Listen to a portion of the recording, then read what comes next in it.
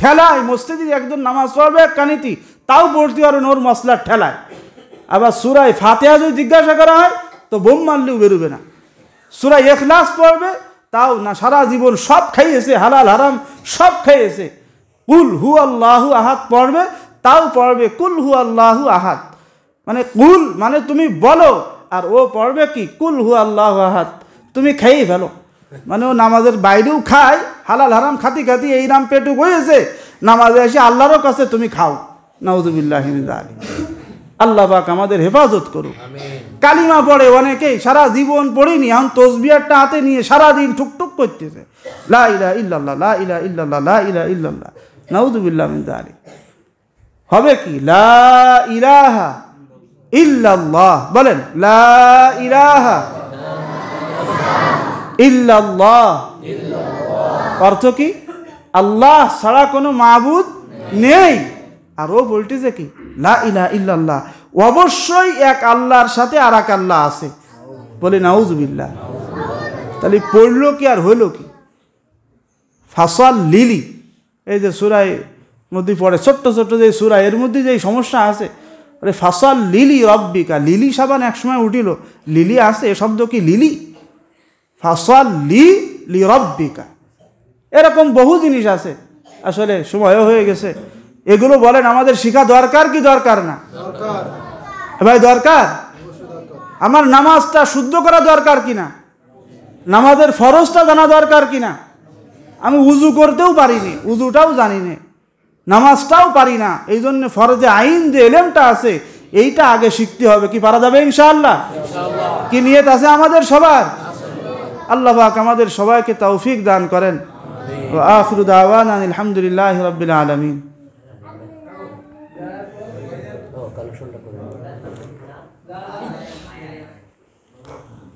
কাজ আছে?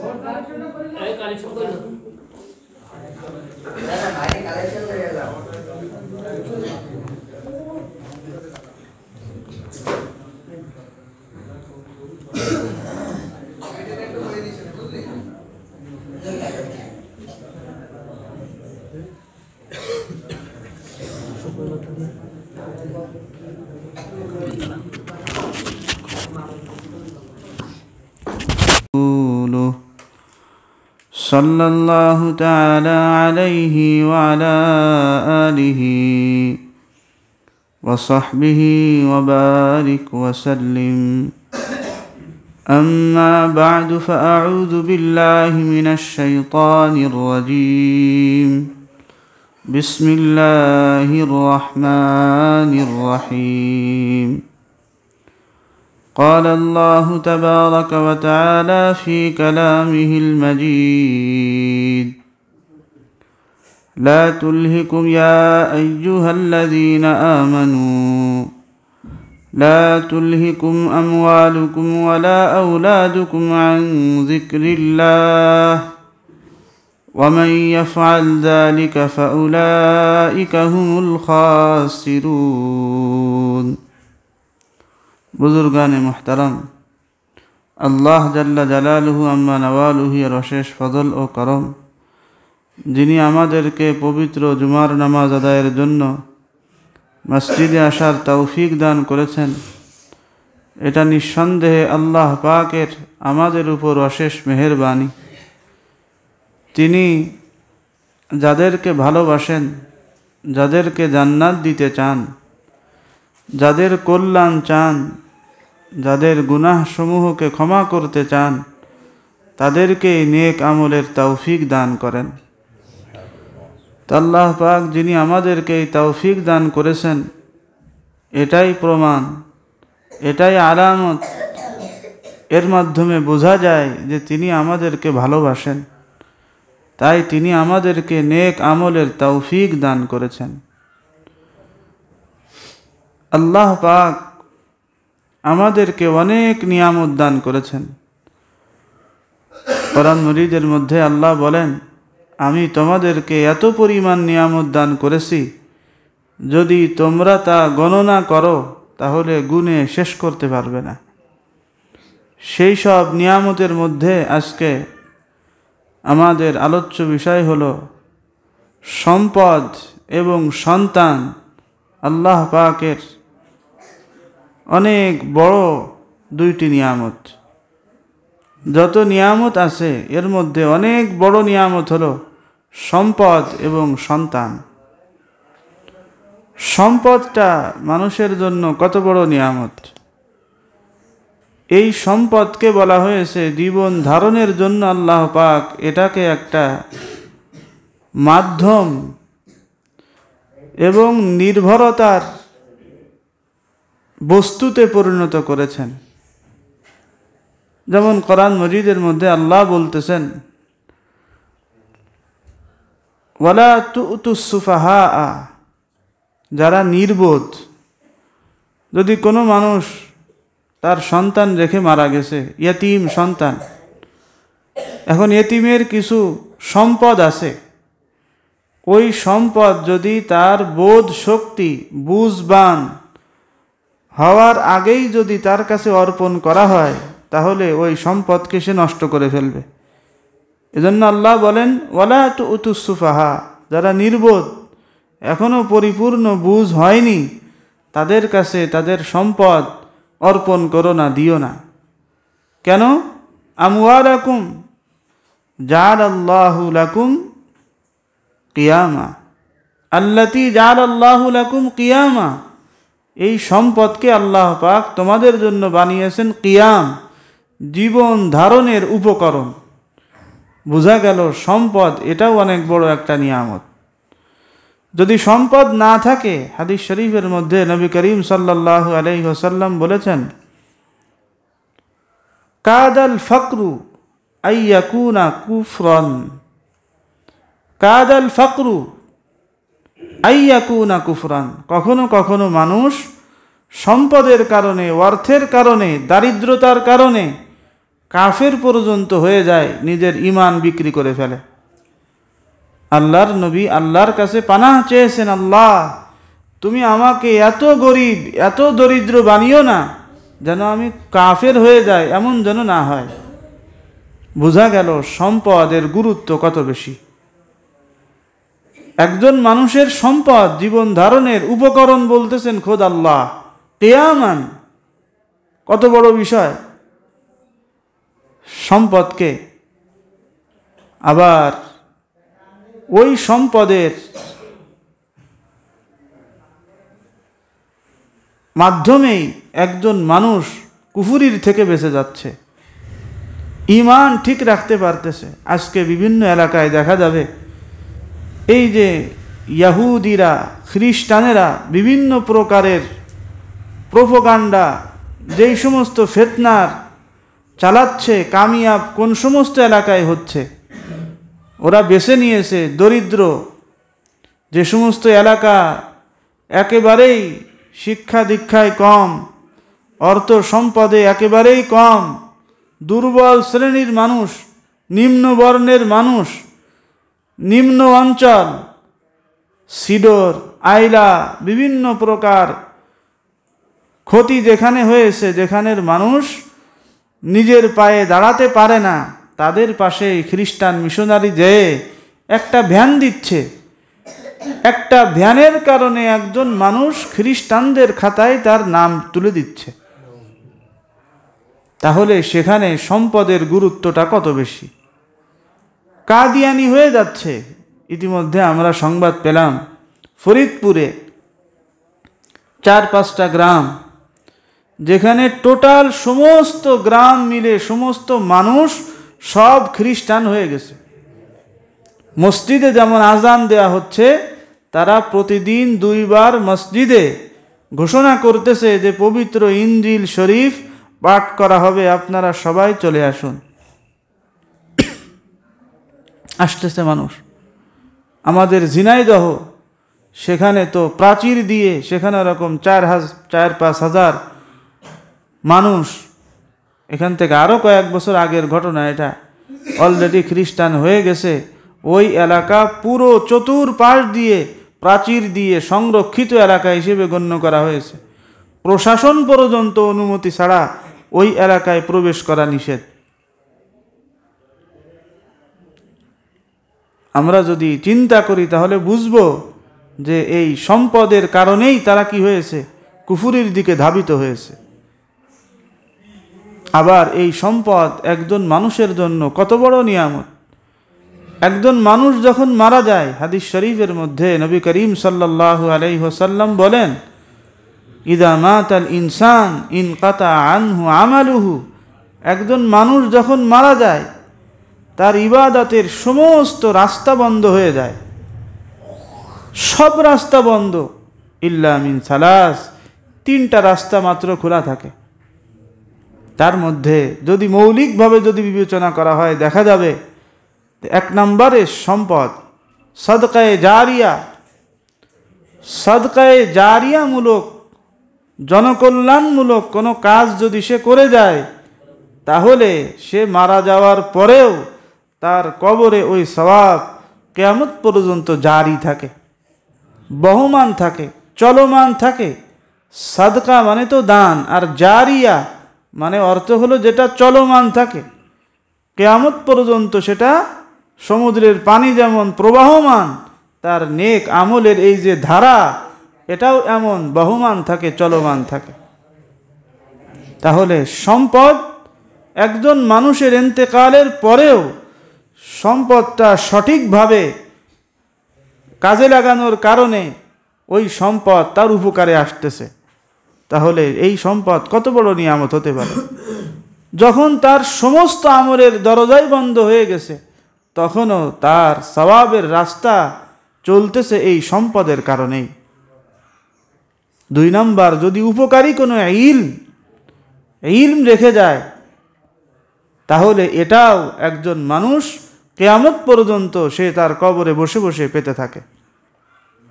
3 নাম্বার, যদি নেক সন্তান রেখে যায়, তাহলে আজকে আমাদের যে আলোচ্য বিষয় তার মধ্যে অন্যতম হলো যে সম্পদ এবং সন্তান, এটা আল্লাহ পাকের বিশেষ এক তোহফা, হাদিয়া, বিশেষ এক নিয়ামত। তো এখানেও এমন সন্তান সে গড়েছে, গঠন করেছে, যেই সন্তান তার ইন্তেকালের পরেও আমল করতেছে, আর ওই আমলের সওয়াব তার পিতামাতার আমল নামায় যোগ হচ্ছে, পিতামাতার আমল নামায় যোগ হচ্ছে।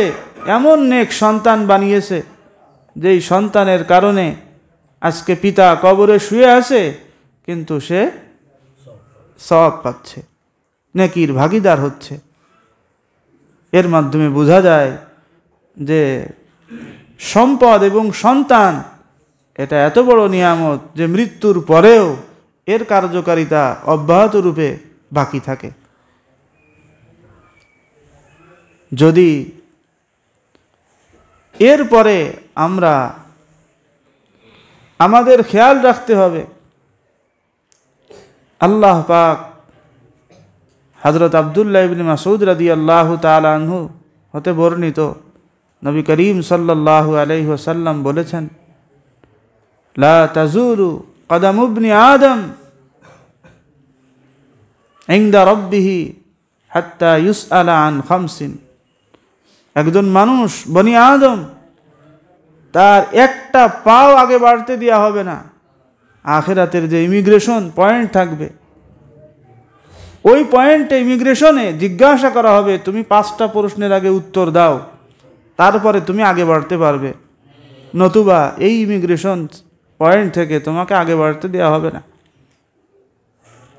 আন উমরিহি ফিমা আফনা, তোমাকে যে আমি জীবন দিয়েছিলাম 20 বছর, 30 বছর, 40 বছর, 50 বছর, ওই জীবনকে তুমি কোন কাজে ব্যয় করেছো, কোন কাজে লাগিয়েছো, এর হিসাব তোমাকে আজকে দিতে হবে। বিশেষত ওয়ান শাবাবিহি ফিমা আবলাহ, তোমার যে যৌবন বয়স আমি দিয়েছিলাম, যৌবন কাল, সেটা তুমি কোন কাজে লাগিয়েছো।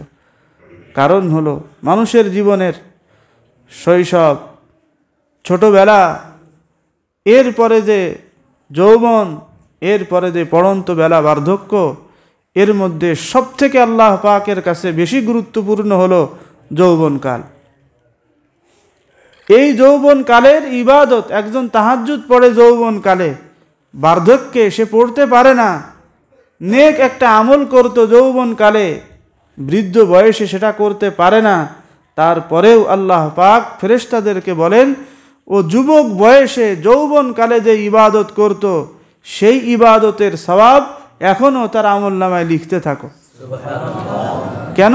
যখন তার শক্তি ছিল ওই কাজটা সে করত, এখন শক্তি নেই তাই করতে পারতেছে না, তার মন মানসিকতা আছে। এজন্য যৌবনকাল, যুবক বয়স, এই বয়সকে গনিমত মনে করা। এরপরে জিজ্ঞাসা করা হবে আন মালিহি ফিমা ইকতাসাবাহু, তার সম্পদ সম্পর্কে। এই সম্পদ কোথা থেকে সে উপার্জন করেছে? কারণ একজন মুসলমান সে সব সম্পদ উপার্জন করতে পারে না, সব সম্পদের দায়িত্বে বোঝা সে ঘাড়ে নিতে পারে না। আসলে এই যত সম্পদ আছে, এই সমস্ত সম্পদের মালিক, এই কুল কায়নাতের মালিক, সব কিছু প্রকৃত মালিক তো আল্লাহ। সামান্য 2 দিন আমি আপনি একটা কোম্পানির ম্যানেজার, তো ম্যানেজারের কাছে হিসাব কিতাব থাকে, টাকা পয়সা নগদ ক্যাশ থাকে, তো ওই ম্যানেজার কি ওই টাকার মালিক? না, সে দায়িত্বশীল। সে দায়িত্বশীল, ম্যানেজার মালিক না, মালিক তো কোম্পানির যেই লোক আছে তারা। ঠিক এই দুনিয়ার যত সম্পদ, এই সমস্ত সম্পদের, এমনকি আমার আপনার জীবনেরও প্রকৃত মালিক হলেন আল্লাহ পাক রব্বুল আলামিন। তিনি আমাকে আপনাকে অনুমতি দিয়েছেন যে তুমি এই খাত থেকে সম্পদ উপার্জন করতে পারো, এই পথে তুমি যেতে পারো না, এটা তোমার জন্য নিষিদ্ধ পথ। এ পথে যদি তুমি পা বাড়াও এটা হারাম, তোমার জন্য নিষিদ্ধ। তো উপার্জন কোথা থেকে করেছে সম্পদ? অফিমা আনফাকাহু, এরপর আবার যে খরচটাও করেছে, কোন খাতে খরচ করেছে। উপার্জনের যেমন বৈধ খাত রয়েছে, স্থান রয়েছে, ঠিক তদ্রূপভাবে খরচেরও বৈধ আল্লাহর পক্ষ থেকে অনুমোদিত স্থান রয়েছে, জায়গা রয়েছে। যদি কেউ অপাত্রে খরচ করে তাহলেও হিসাব দিতে হবে। গান বাজনা হচ্ছে, টিভি, সিডি, ভিসিআর এগুলো করতেছে, গানের আয়োজন, সেখানে চাঁদাও দিচ্ছে। পূজার আয়োজন, সেখানে মুসলমান টাকা দিচ্ছে। যত গুনাহ হবে ওই গুনাহের অংশ তার আমল নামায় যোগ হবে। সবাই বলি নাউযু বিল্লাহ। এখানে আমার আলোচ্য বিষয় আজকে এটা না, তারপরেও যেহেতু এসে গেল একটা কথা বলি, সেটা হলো এই, মুসলমান কখনো, কোনো মুমিন মুসলমান মুত্তাকি পরহেজগার নিজে ইবাদত করতে পারুক আর না পারুক, যতটুক পারুক, মুসলমানের সব থেকে বড় বৈশিষ্ট্য আর গুণ হলো যে মুসলমান নিজেকে শিরক থেকে বাঁচিয়ে রাখে। যদি ঈমান নিয়ে যদি কোনো মানুষ কবরে যেতে পারে তাহলে একদিন না একদিন সে নাজাত পেয়ে জান্নাতে যাবে, তার যত অপরাধ আর যত গুনাহ থাকুক। কিন্তু শিরক, একজন মুসলমান আল্লাহ যত গুনাহ আছে, যত অপরাধ আছে, সমস্ত অপরাধ আর গুনাহকে তিনি বলেন তিনি ইচ্ছা করলে যাকে ইচ্ছা তাকে ক্ষমা করে দেবেন। শুধু একটা গুনাহের কথা বলেছেন, যেই গুনাহ আল্লাহ বলেন আমি কখনো ক্ষমা করব না, ইন্না শিরকা লা যুলমুন আযীম, ইন্নাল্লাহ লা ইয়াগফিরু আন ইউশরাকা বিহি ওয়া ইয়াগফিরু মা দুনা যালিকা লিমান ইয়াশা।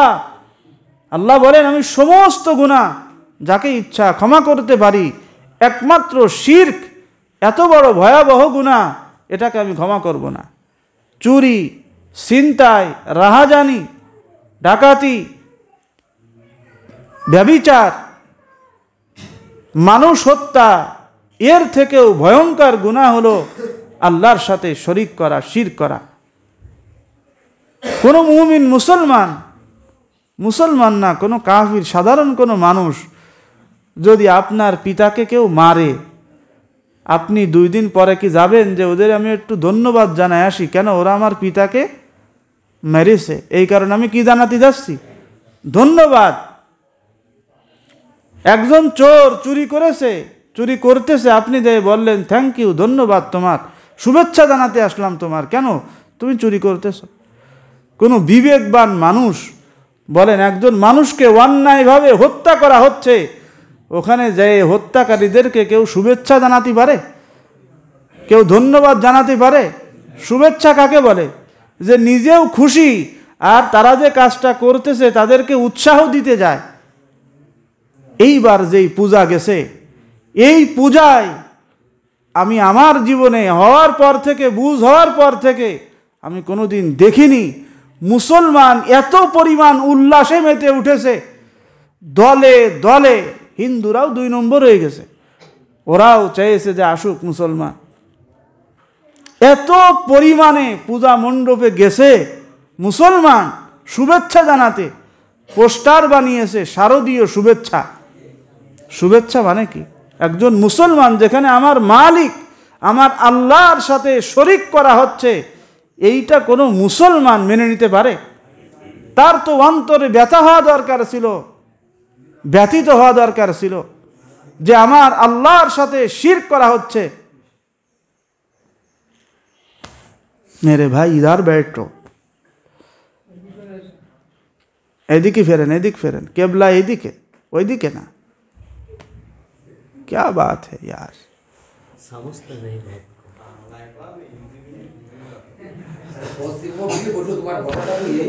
আল্লাহ আল্লাহ। আমাদের মুসলমানদের অধঃপতন এর কারণ হলো এই যে হিন্দুদের পূজা। এই পূজায় মুসলমান এত পরিমাণ গেছে, আল্লাহ পাকের পানা গেছে কেন? 2 ভোটের জন্য। কিসের জন্য? একটু মাতবাড়ির জন্য গেছে হিন্দুদের পূজার মণ্ডপে, যেয়ে উদ্বোধন করতেছে। হ্যাঁ, একটা হলো একজন হিন্দু, ইসলামের শিক্ষা এটা না যে একজন মানুষ বিপদে পড়েছে আপনি তার সহযোগিতায় যাবেন না। অন্যায়ভাবে এটাকে নিয়ে কেউ অন্য খাতে প্রবাহিত করতে পারে, এর জন্য প্রয়োজনে আপনি পাহারা দেন, সেটা ভিন্ন কথা। একজন হিন্দু অসুস্থ হয়েছে, আপনি তার পাশে দাঁড়ান, তার চিকিৎসা করেন, এটা ইসলাম অনুমোদিত, ইসলাম শিক্ষা দেয়। কিন্তু একজন হিন্দু সরাসরি আল্লাহর সাথে শিরক করতেছে, পূজা করতেছে, তখন একজন মুসলমান কিভাবে ওই পূজার মণ্ডপে গিয়ে তাদেরকে শুভেচ্ছা জানাতে পারে? আল্লাহর কাছে আল্লাহর নবী বলেন, যখন আল্লাহর সাথে শিরক করা হয় তখন সেখানে আল্লাহর গজব পড়তে থাকে। কোরআন মজিদের মধ্যে আল্লাহ বলেন, ইয়াতাফাত্তারনা, জমিন এমন রাগে ফেটে পড়ে, মনে হয় যেন জমিন যদি ফেটে যেতে পারত, আসমান যদি চৌচির হয়ে যেতে পারত, এমন উপক্রম হয় আসমান এবং জমিন। আর আমি আপনি কি করি? ওই পূজার মণ্ডপে গিয়ে কিভাবে একজন মুসলমান, যেখানে আল্লাহর পক্ষ থেকে অভিশাপ গজব নাজিল হচ্ছে, সেখানে একজন মুমিন মুসলমান কিভাবে যেতে পারে? আমার তো উচিত ছিল এই রাস্তা ছাড়া অন্য কোনো রাস্তা নেই, তাহলে একান্ত যদি যেতেও হয় তো অতি দ্রুত আমার মনের মধ্যে ব্যথা রাখবে, আমার মালিকের সাথে, আমার খালিকের সাথে, যিনি আমাকে সৃষ্টি করেছেন, তার সাথে শিরক করা হচ্ছে, তা আমি দ্রুত ওই জায়গা পরিত্যাগ করব। আজকে মুসলমানদের এমন একটা দিন, এমন একটা সময়, মুসলমানদের মন্দির মসজিদগুলো ভেঙে মন্দির বানাচ্ছে, আর আমি ওই মন্দিরে যাচ্ছি ফুল দিতে, শুভেচ্ছা জানাতে। বাবরি মসজিদ ভারতের, ওই মসজিদকে শহীদ করা হয়েছে। আজকে যদি এই স্থান, এই যে মসজিদ, আল্লাহর কাছে দুনিয়ার মধ্যে সব থেকে পবিত্র স্থান হলো মসজিদ, সব থেকে প্রিয় জায়গা। এই মসজিদ এমন একটা জায়গা, এখানেও ভালো মন্দ মানুষ আসে, এখন আমরা আসি, তো এর গুণ হলো, বৈশিষ্ট্য হলো, ভালো মানুষের মধ্যে নেক যে আসর আছে, এটা মন্দ মানুষের মধ্যে ওই আসর করতে থাকে। একজন খারাপ মানুষ, সেও আস্তে আস্তে ভালো হয়ে ওঠে। সেই মসজিদ, আজকে যদি এই মসজিদ যদি জোর জবরদস্তি করে যদি মন্দির বানানো হয়, তো আমরা সবাই খুব খুশি হব? খুব খুশি হব? যে মুসলমান কোনোদিন নামাজও পড়ে না, পশ্চিম দিকেও হোঁচট খেয়ে পড়ে না, সেও কি মানতে পারবে যে মসজিদ ভেঙে মন্দির বানানো? বলেন পারবে? সহ্য করতে পারে? কোনো মুমিন মুসলমান তো সহ্য করতে পারে না। আজকে বাবরি মসজিদকে শহীদ করা হলো, আমার আপনার দিলের মধ্যে, অন্তরের মধ্যে একটু বেদনা ব্যথা জাগ্রত হলো না? আমি আপনি কেমন মুমিন, কেমন মুসলমান? আজকে আমাদের স্রোতের সাথে ভেসে যাওয়ার ফলে চট্টগ্রামে ইসকন উগ্রবাদী সংগঠন একজন মুসলিম আইনজীবী, এমন একজন আইনজীবী যে নবমুসলিমদের প্রোটেক্ট করত, তাদের নিয়ে কাজ করত, তাকে দিনের বেলায় দিন দুপুরে জবাই করে দেয়া হলো। এখনো মুসলমান নিস্তব্ধ, নিশ্চুপ। কাজেই বোঝা যাচ্ছে আল্লাহর নবী যে বলেছেন শেষে এমন একটা যুগ আসবে যে সময়ে গজওয়াতুল হিন্দ সংগঠিত হবে। আনাস রাদিয়াল্লাহু তাআলা আনহু থেকে বর্ণিত, তিনি বলেন, ওয়াদানা রাসূলুল্লাহ সাল্লাল্লাহু আলাইহি ওয়াসাল্লাম বিগজওয়াতিল হিন্দ, আল্লাহর নবী আমাদেরকে ওয়াদা করেছেন, প্রতিশ্রুতি দিয়েছেন হিন্দুস্তানের জিহাদের ব্যাপারে। কাজেই আল্লাহর নবী যা বলেছেন সেটা সত্য না মহাসত্য? কোনো সন্দেহ আছে? কোনো প্রকারের কোনো সন্দেহ আছে যে আল্লাহর নবী বলেছেন এটা হবে না? না, অবশ্যই হবে। আল্লাহর নবী বলেন যারা দুর্বল ঈমানের তারা ওই যুদ্ধে শরীক হতে পারবে না। সুসংবাদ জানানো হয়েছে যারা ওই যুদ্ধে শরীক হবে, শহীদ হবে, আল্লাহ তাদের সবাইকে বিনা হিসাবে জান্নাত দান করবেন। ওই যুদ্ধে আমরা সবাই শরীক হতে চাই না? ইনশাআল্লাহ। কারা কারা শরীক হতে চায়? আল্লাহ পাক আমাদের সবাইকে তৌফিক দান করেন। আমিন। যদি আমাদের জীবদ্দশায় যদি আমরা পাই, আল্লাহ পাক যেন আমাদেরকে শরীক হওয়ার তৌফিক দান করেন। বলতেছিলাম এই কথা, সম্পদ এবং সন্তান এটা আমাদের জন্য অনেক বড় একটা নিয়ামত। কোরআন মজিদের মধ্যে আল্লাহ বলেন, কু আনফুসাকুম ওয়া আহলিকুম নারা, তুমি নিজে বাঁচো জাহান্নামের আগুন থেকে আর তোমার পরিবারকে বাঁচাও। আমি নিজেও জাহান্নামের আগুন থেকে বাঁচবো, আমার পরিবারকেও বাঁচাবো, আমার সন্তান সেও আমার পরিবারভুক্ত। আমার সন্তান বয়স হয়েছে, এখন যদি আমি তাকে বিবাহ না দেই, সে যদি কোনো গুনাহের কাজে লিপ্ত হয় তো ওই গুনাহের বোঝাও আমার মাথার উপরে চাপবে। আমার মেয়ে বালেগা হয়ে গেছে, সে গুনাহ করতেছে, আমি যদি তার গুনাহ থেকে বিরত না রাখতে পারি তাহলে আমার কাঁধে সে যত অপরাধ করবে ওই অপরাধ, ওই গুনাহ আমার ঘাড়ে চলে আসবে।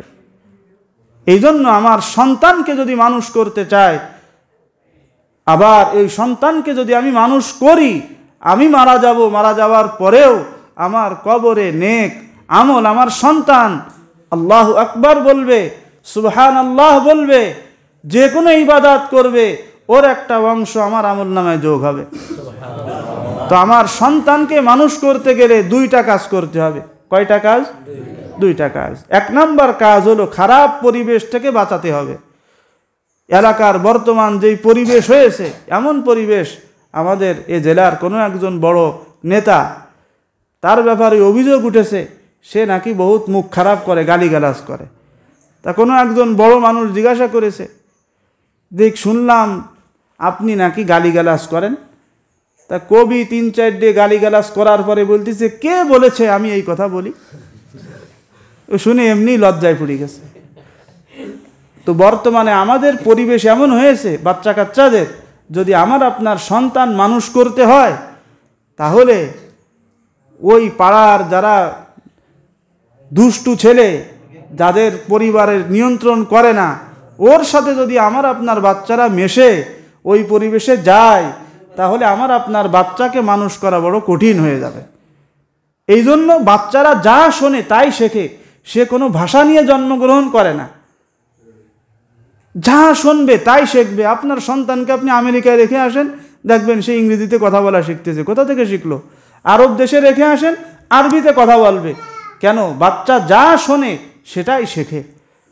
এই জন্য মোবাইল, টাচ ফোনের মোবাইল এই যে ব্যবহার বড় ফোনের, এর থেকে আপনার আমার সন্তানকে রক্ষা করতে হবে। আমরা কি বলি যে আমিও মোবাইলের কিচ্ছু বুঝিনি, আমার ওই যে পুতা আছে, ওই কোনো অসুবিধা হলে ও খুব ভালো বোঝে, ওর কাছে তো আমি ঠিক করিনি, আর খুশিতেই ফেটি পড়ে, ওর জীবনটা নষ্ট হয়ে যাচ্ছে। এজন্য মোবাইল একান্ত যদি ব্যবহার করাও লাগে গোপনে সেরে ব্যবহার করবেন। আর বাড়িতে তো একদম টাচফোন রাখবেন না। আপনার প্রয়োজন হলে আপনি আপনার কাছে রাখেন, আপনার বাড়িতে জীবনেও রাখবেন না, এটা আপনার জন্য ক্ষতির কারণ হবে। 2 নম্বর হলো, নেক সন্তান বানাতে গেলে আমার আপনার বাচ্চাকে দিন শিক্ষা দিতে হবে। অন্তত ফরজে আইন এলেম, আমি এ কথা বলি না, কারণ শরিয়াতে কথা বলেনি যে আমাদের সবাইকে বড় মুফতি হতে হবে, সবাইকে বড় মুহাদ্দিস হতে হবে, সবাইকে হাফেজে কোরআন হতে হবে, এটা শরিয়াত বলে না। হ্যাঁ, তবে ফরজে আইন এলেম যেটা দিনই জরুরত প্রয়োজন মাফিক যে এলেম, এটা আমাকে আপনাকে অবশ্যই শিখতে হবে, যেটা ফরজে আইন করা হয়েছে।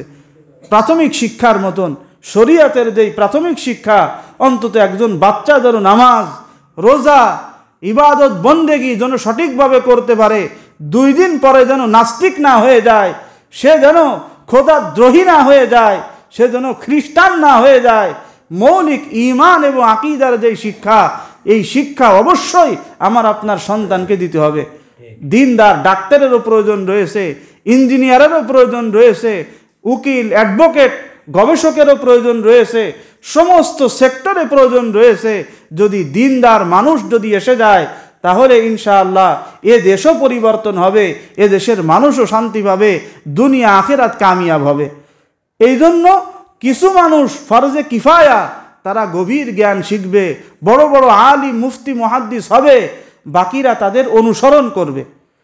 আর প্রাথমিক শিক্ষা অবশ্যই শিখবে আমার আপনার সন্তান। আজকে আমরা এখানে যারা বসে আছি, দেখা যাবে আমার আপনার প্রত্যেকের পিতা কত কষ্ট করে আমাকে আপনাকে মানুষ করেছে, কিন্তু এখন যদি জিজ্ঞাসা করি জানাজার নামাজের যে দোয়াটা পড়তে হয়, ওই দোয়াটা একটু বলেন, কে কে বলতে পারবো? আমি হাত তুলতেও বলতে লজ্জা লাগতেছে, কারণ অধিকাংশই পারবে না, এটা জানা আছে। তা জানা থেকে কি করে জিজ্ঞাসা করো?